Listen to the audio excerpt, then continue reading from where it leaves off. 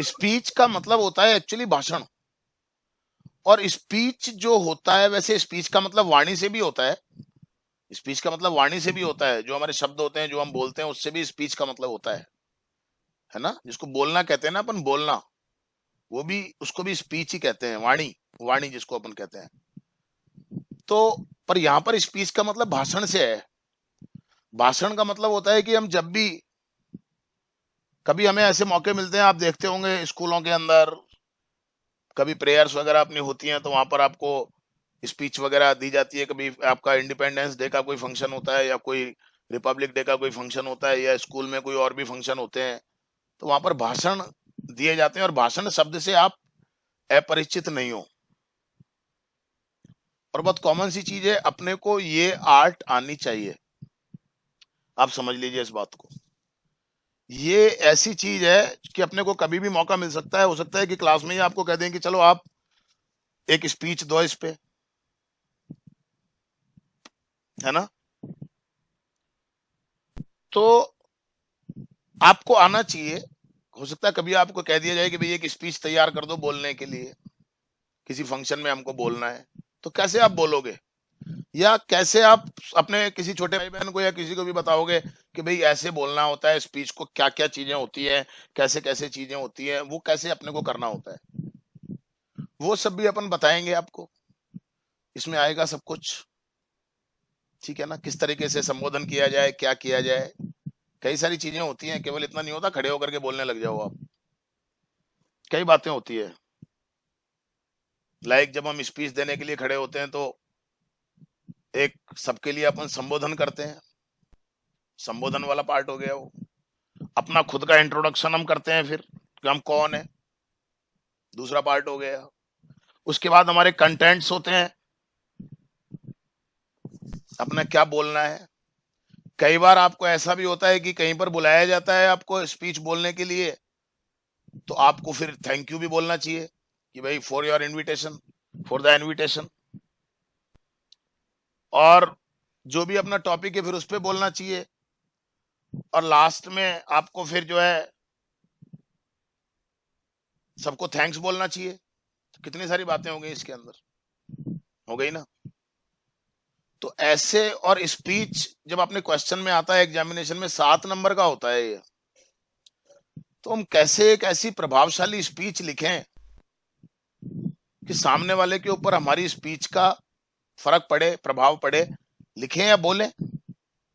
लिखें और बोलने का मतलब ये है कि लिखना भी पड़ेगा एग्जामिनेशन में, तो लिखना ही पड़ेगा आपको। बोलने का तो जब मौका मिलेगा, जब मिलेगा आपको। लेकिन ऐसे तो आपको बोलना ही पड़ेगा ना। तो सॉरी, लिखना पड़ेगा। तो लिखने में अपन किन किन बातों का ध्यान रखें, ठीक है ना। तो एक तो अपन जो सबसे पहले जो चीज अपन ले रहे हैं अभी, कि भाई फॉर्मेट क्या होना चाहिए। जैसे कि लेटर का फॉर्मेट बताया मैंने आपको। लेटर के फॉर्मेट में मैंने क्या बताया आपको कि देखो, यहाँ पर सेंडर्स एड्रेस आएगा, इसके नीचे एक लाइन छोड़नी है, ऐसे भी डेट आएगी, फिर रिसीवर्स एड्रेस आएगा। 7 चीजें मैंने आपको बताई, और उन 7 चीजों को ध्यान में रखते हुए आप एक लेटर तैयार करते हो। हर चीज को आप मेंशन करते हो, सेंडर्स एड्रेस को, डेट को, रिसीवर्स एड्रेस को, सब्जेक्ट को, सारी चीजें आप मेंशन करते हो, जिससे कि वो बिल्कुल क्लियर रहे। लाइक दैट स्पीच का भी एक फॉर्मेट होता है इसी तरीके से। So first of all we are talking about the format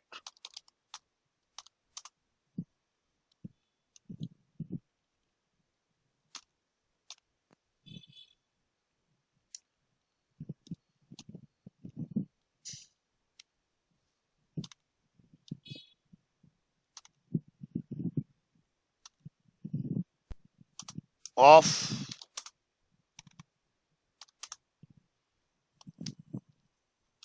speech writing. क्या फॉर्मेट होना चाहिए इसका, क्या क्या बातें इसके अंदर होती हैं जो हमें लिखते समय ध्यान रखना है। जो अपने को लिखते समय ध्यान रखना है, ऐसी कौन कौन सी बातें होती हैं, समझ रहे हैं मेरी बात को आप। उनका अपने को ध्यान रखना है, तो अपन उनकी बात करते हैं यहाँ पर। फर्स्ट नंबर, फर्स्ट नंबर हम बात कर रहे हैं टाइटल।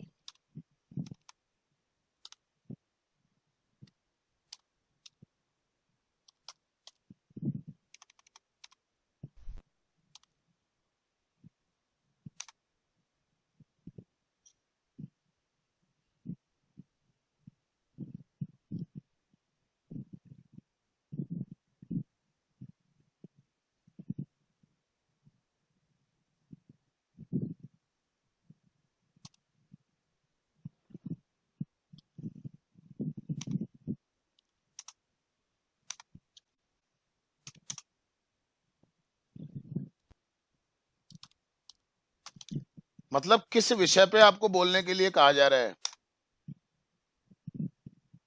समझ रहे हैं ना बात को आप। वो टाइटल आप सबसे पहले लिखोगे, अभी मैं आपको करके बताऊंगा सारी चीजें।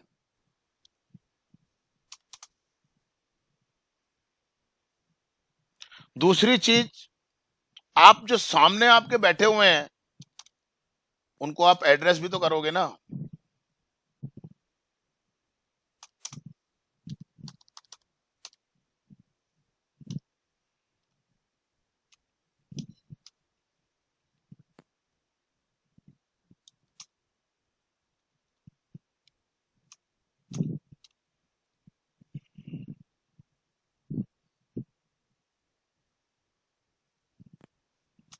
ठीक, अब ठीक लग रहा है थोड़ा सा मेरे को।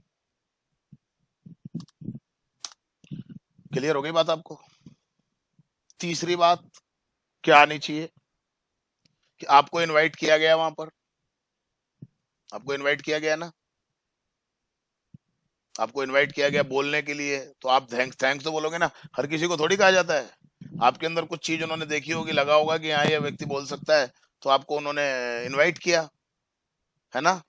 तो आप क्या करेंगे फिर, आप थैंक्स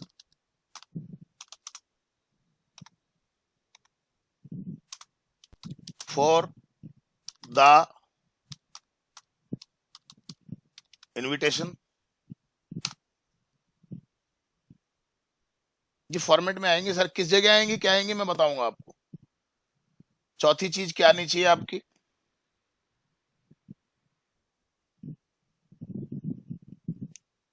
आपका खुद का इंट्रोडक्शन।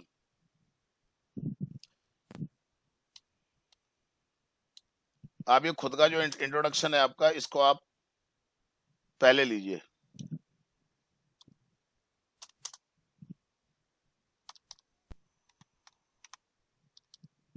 सेल्फ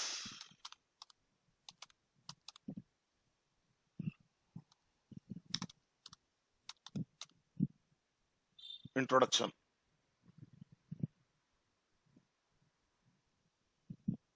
फॉर्मल एड्रेस के जस्ट बाद आप क्या लेंगे, सेल्फ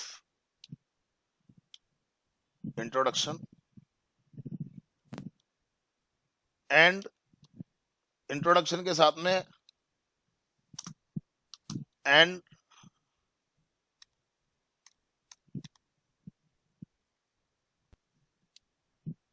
थोड़ा सा इसको मैं चेंज कर देता हूं। इंट्रोडक्शन में इसको एक में बनाना चाह रहा हूं ना,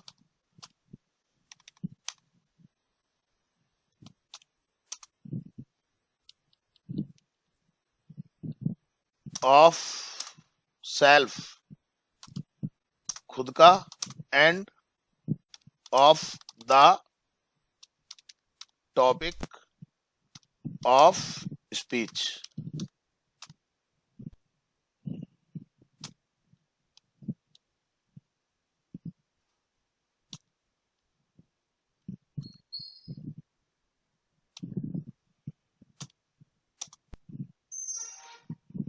इसके बाद आप अपने थैंक्स बोलिए, थैंक्स फॉर द इनविटेशन। और उसके बाद आप आइए अपने टॉपिक के ऊपर, उसके बाद आप आइए आप अपने टॉपिक के ऊपर। देन आपका आ जाएगा मेन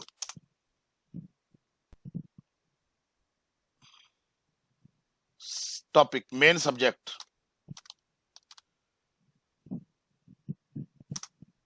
या आप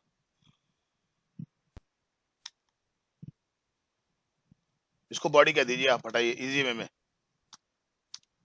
बॉडी या स्पीच, मेन ये आ गई आपकी।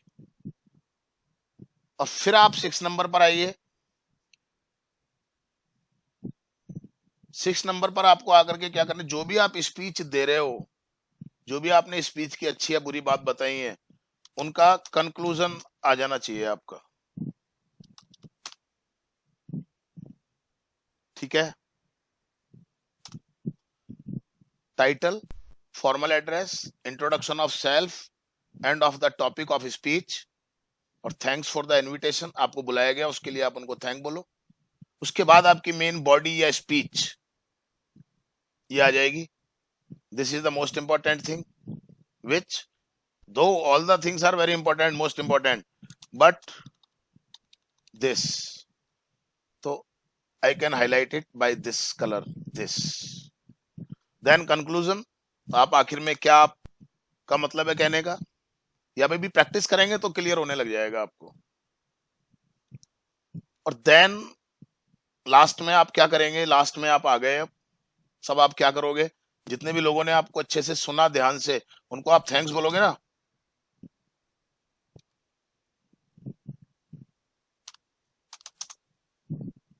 टू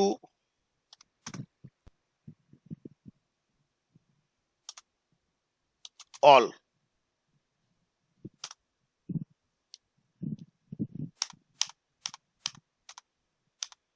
ऑल, ये 7 पॉइंट्स आप ध्यान रखो।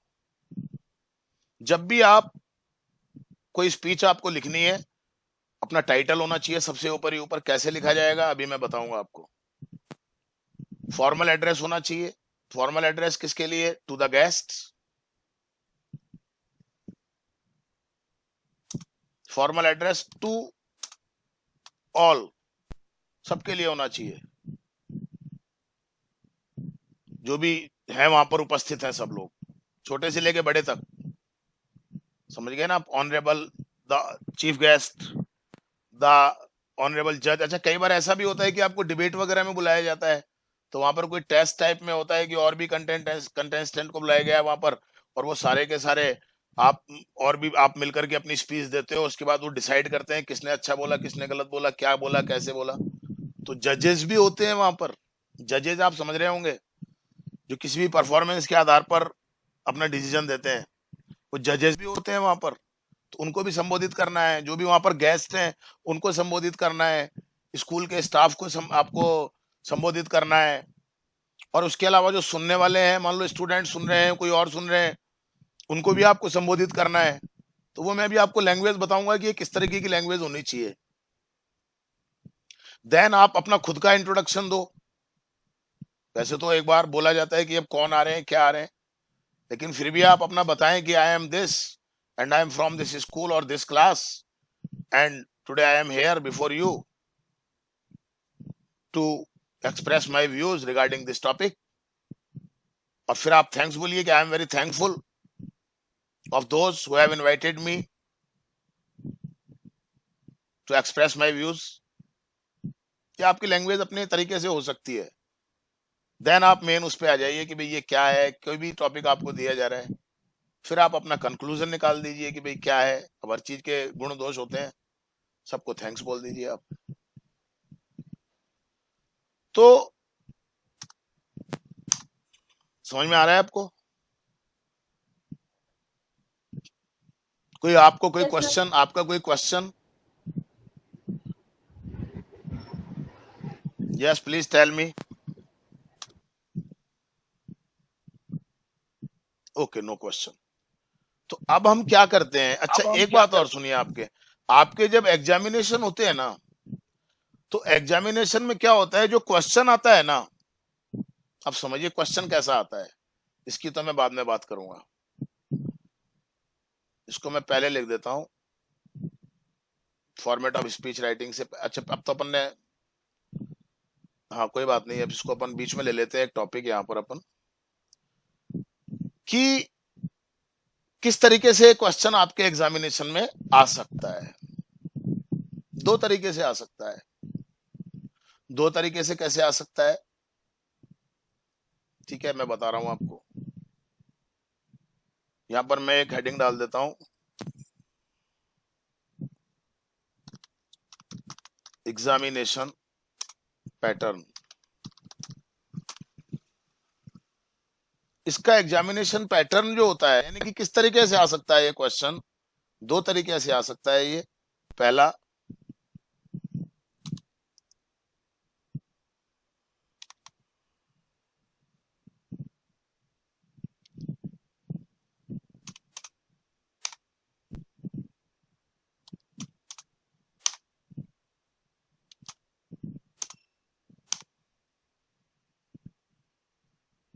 कुछ इसमें गड़बड़ हो रहा है, कोई बात नहीं, मैं भी सीख ही रहा हूं, कोई चिंता नहीं करें, मैं भी हो जाएगा। इसका क्या होता है, एक तो बेस्ड ऑन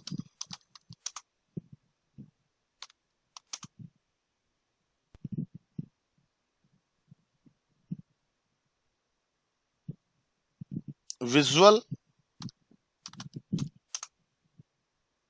और वर्बल, समझ लेना आप। इसका जो बेस होता है, जो क्वेश्चन का बेस होता है, वो या तो विजुअल बेस्ड होता है या वर्बल बेस होता है आपका।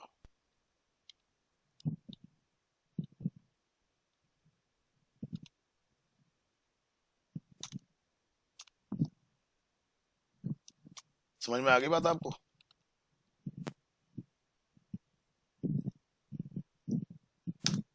अब विजुअल बेस क्या होता है और वर्बल बेस क्या होता है? Can you tell me, can any one of you tell me what is the visual base और what is the verbal base? क्या आप में से कोई बता सकते हैं? 11th क्लास में बताया होगा आपको, स्पीच राइटिंग 11th क्लास में भी तो थी आपकी, नहीं? एनीवन? आप थोड़ा रेस्पॉन्स दीजिए, मुझे नहीं लग रहा है कि आप हैं या नहीं है, क्या है क्या नहीं है। यही है सर। यही हो सारे? यही है सर। Yes sir. आप थोड़ा सा बोलते रहा करो यार, हल्का हल्का सा बोलते रहा करो, मतलब आप लोग। हाँ, हल्का सा, मतलब मुझे पता चलना चाहिए कि आप हो। हाँ हाँ, बीच बीच में हंस दिए कभी, थोड़ी सी गहरी गहरी सांस ले ली, समझ गया मेरी बात को? तो थोड़ा सा, यस सर। हाँ ऐसे। तो आप में से कोई मुझे बता सकता है कि विजुअल और वर्बल क्या होता है ये? मुझे बता सकता है कि विजुअल और वर्बल क्या होता है? ओके, विजुअल का मतलब होता है जिसको हम देख करके कुछ काम करें, जो हमें दिखाई दे। इसको अपन हिंदी में बोलेंगे दृश्य सामग्री। यानी कि एक ऐसा चीज, आपको मान लीजिए, सपोज कीजिए, मैं आपको समझना जरा, कि आपके मोबाइल दे दें हम आपको, ठीक है, और केवल मोबाइल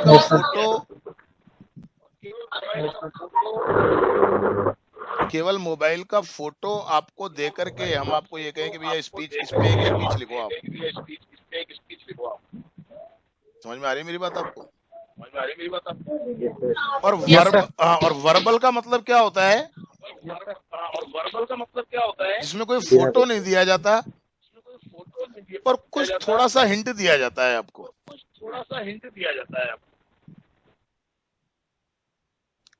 समझ रहे हैं मेरी बात को आप? Yes sir. Yes sir. Yes sir. थोड़ा सा हिंट आपको दिया जाता है, मतलब केवल टॉपिक बताया जाएगा आपको, या हो सकता है कि वो टॉपिक के बारे में आपको कुछ दो चार शब्द दे दिए जाएं, और आपको आपसे कहा जाए कि अब आप इससे, मैंने वर्बल का मतलब वो हो गया।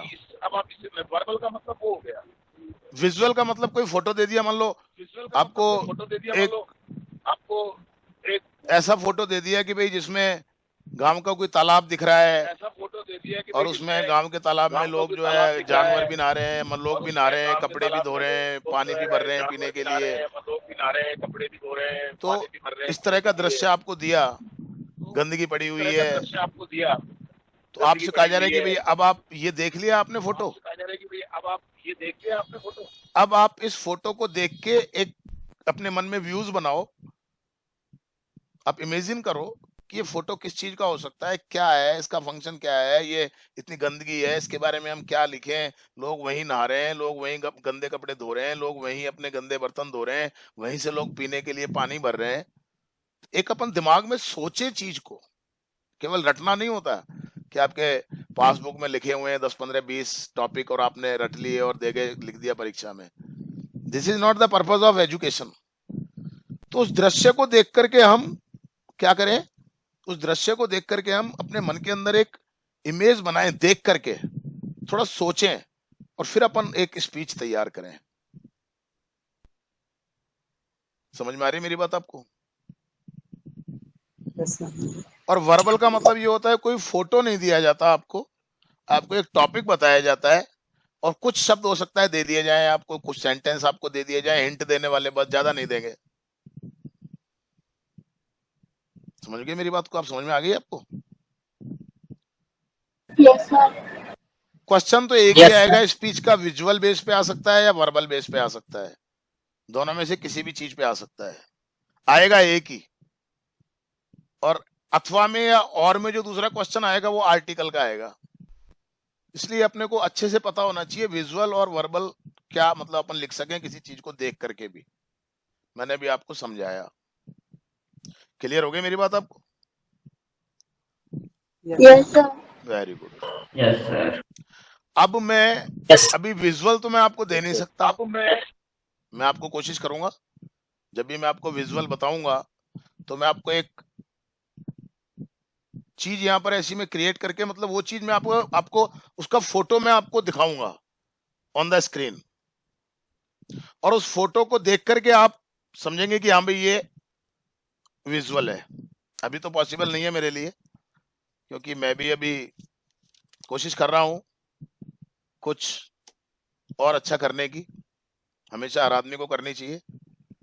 कैसे हम इन क्लासेस को और लाइव बना सकें, लिख तो दिया हमने ऑनलाइन इंटरएक्टिव क्लासेस, लिख तो दिया हमने, और ऑन लाइव भी कर दें अपन इसको, ऑनलाइन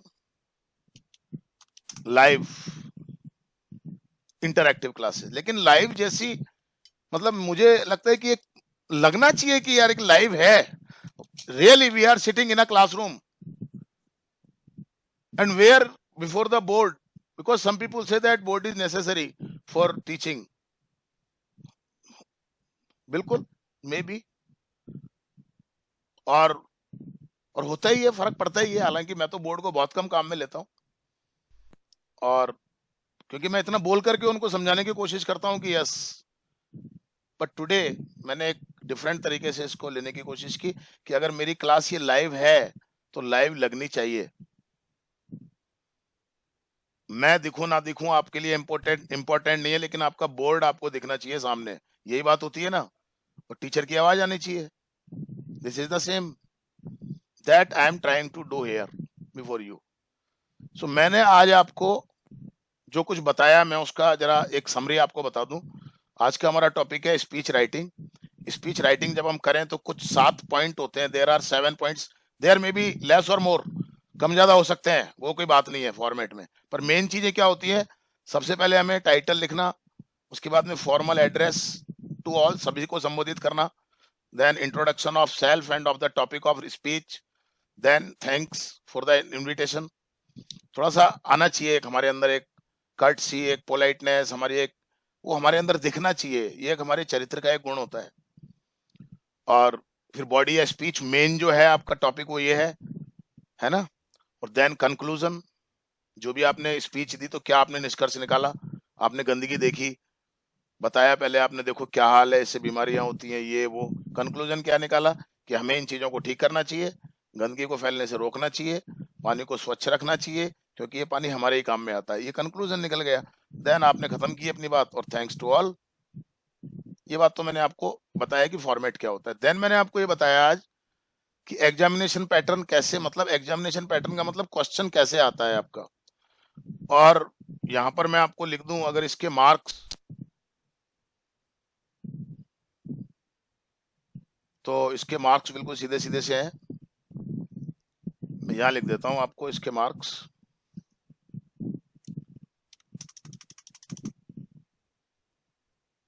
सेवन मार्क्स।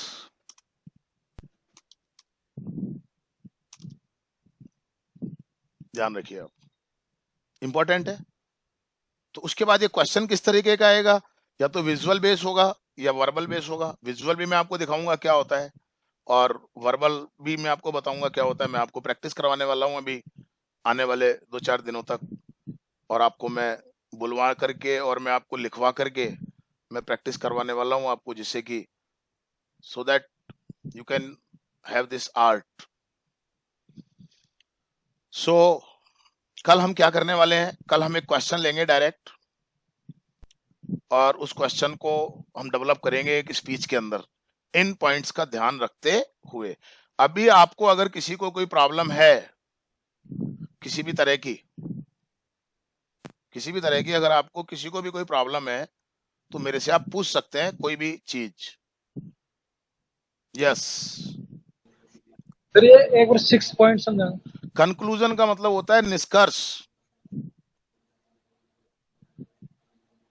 सपोज कीजिए आपको टॉपिक दिया गया ट्रीज पे आपको लिखना है, तो आप क्या करोगे, मेन जो बॉडी पार्ट है ना भैया 5वां नंबर का, उसमें तो आप पेड़ों के बारे में सब कुछ बताओगे। पेड़ हमें क्या देते हैं, हाँ सर। पेड़ हमें क्या देते हैं, पेड़ों से हमें क्या क्या फायदे हैं, पेड़ किस तरीके से हमारे लिए लाभदायक है, हर चीज बताओगे ना पेड़ों की बात। Yes sir. और साथ में आप ये भी बताओगे कि धीरे धीरे पेड़ कम भी होते जा रहे हैं। हाँ सर। बताओगे ना, 1-2 सेंटेंस तो बताओगे ही, वर्ड लिमिट हाँ भी अगर सर, होती है बताइए। तो वो तो हो गया आपका बॉडी का स्पीच का हिस्सा, जिसमें आप पेड़ों की अच्छाई, पेड़ों की बुराई, पेड़ों के साथ क्या हो रहा है, लोग काट रहे हैं, उनको खत्म कर रहे हैं, कितने पेड़ होने चाहिए धरती के ऊपर, आप डिपेंड करता है ये तो आपके ऊपर कि आपको कितनी जानकारी है किसी चीज की। और फिर आपने ये बोल करके लास्ट में कंक्लूजन क्या निकालोगे आप, कि पेड़ हमारे लिए इतने उपयोगी हैं कि हमें पेड़ों को नष्ट नहीं करना चाहिए, और अगर हम पेड़ काटें भी तो हमें उससे जितने हमने काटे हैं उससे ज्यादा हमें लगाने चाहिए।